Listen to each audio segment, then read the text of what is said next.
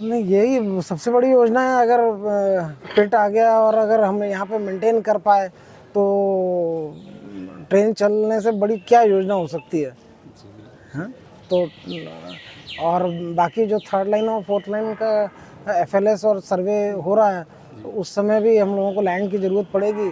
उस समय भी लोग बाग अगर सहकार्य करेंगे तो जैसा वहाँ पे कलकत्ता एरिया में 4-4 ट्रैक हैं, 5-5 ट्रैक है, यहाँ पे तो सिर्फ 2 ही ट्रैक हैं।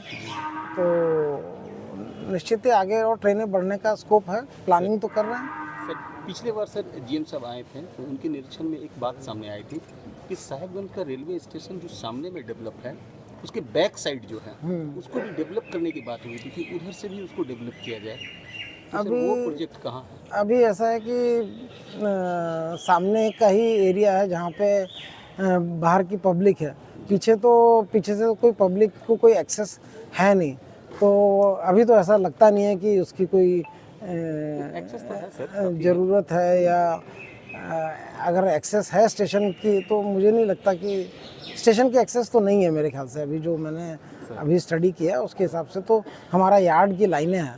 नहीं उधर से नहीं है सर, इसीलिए लोगों को मजबूरी है कि इधर से ही आना है, नहीं तो उधर से भी लोगों की काफ़ी एक्सेस है, काफ़ी लोग इधर से काफ़ी इसको देखेंगे। अभी तो फुटफॉल मेरे ख्याल से ज़्यादा है नहीं साहिबगंज का, पर अगर मान लो बाद में ट्रेनें अगर बहुत बढ़ी तब अगर ज़रूरत पड़ा, अभी तो हम यही कहेंगे कि जो जिला प्रशासन जो भी है वो कम से कम आगे की जगह तो उसको रोड तो ठीक करे। किसी भी रेलवे स्टेशन की अप्रोच जो है वो कम से कम 6 मीटर 7 मीटर तो चौड़ी होनी चाहिए। वो मुझे दिखी नहीं।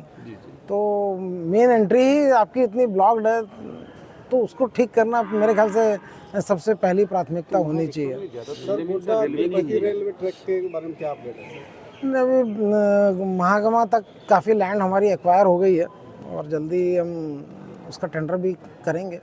65-70% लैंड एक्वायर हो गई है और जैसे ही 90-95% आता है तो एक गोड्डा से महागमा तक का पहले वो करेंगे। और साथ में अभी पीर पैती का हम यार्ड रिमॉडलिंग जो है उसी प्रोजेक्ट की कॉस्ट में पीर पैती का यार्ड का रिमॉडलिंग कर रहे हैं, वो जल्दी करने वाले हैं। तो उससे जो भी पीर पैती स्टेशन पे उस प्रोजेक्ट के कारण हमें लाभ मिलने वाला था, तो उसका लाभ हम यहाँ उठाना शुरू कर देंगे।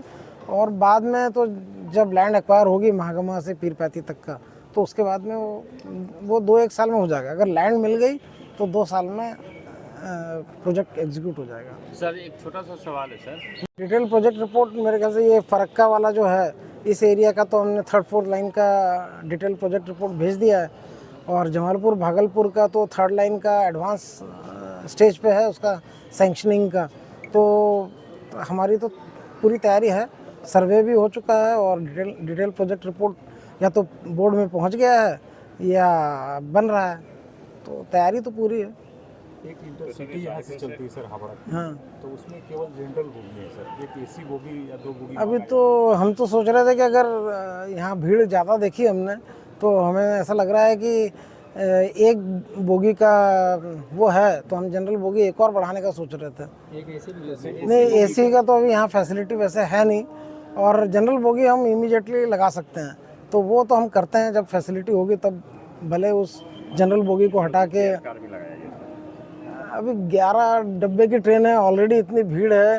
हाँ, आप अभी हमने वीडियो देखा उसका, तो जनरल डब्बों में इतनी भीड़ है और अगर हमने एक इलाइट क्लास के लिए कोई अरेंजमेंट किया तो वो लोग फिर एसी में घुस जाएंगे और आप बोलेंगे कि एसी कोच में घुस जाते हैं। तो अच्छा, तो हम अभी जब भी फैसिलिटी डेवलप होगी तब देखेंगे। तब तक हम सोच रहे हैं एक डब्बा बढ़ा दें, ठीक है। और जब बिजली एसी कोच को मेंटेन करने की फैसिलिटी हो जाएगी तब उस समय एक हटा के एसी कोच लगा देंगे।